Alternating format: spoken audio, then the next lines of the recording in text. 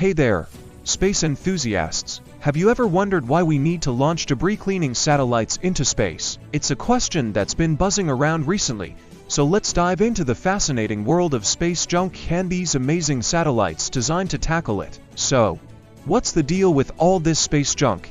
It's a real problem that needs addressing. As more and more objects are launched into space, they eventually reach the end of their life and cease to function properly. This creates a massive issue known as space pollution. Think about it. Over 10,000 active satellites are up there in our sky, with millions more being discarded. This means that by the end of this century, we could be looking at 50 billion pieces of space debris. And here's the kicker.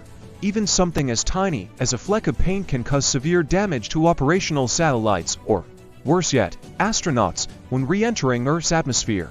But don't despair. There are brilliant minds working on solving this problem by launching debris-cleaning satellites like Remove Debris. These satellites will test various ways of clearing up debris in space, such as catching objects with nets or using harpoons to jettison them. The ultimate goal is to ensure that future launches can continue without any hindrance from this growing sea of trash.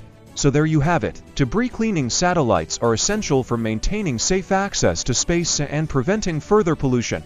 Let's support these initiatives and keep our cosmic neighborhood clean for future generations. Thank you for joining me on this cosmic adventure. If you enjoyed this video, please don't forget to like, subscribe, and share it with your fellow cosmic explorers.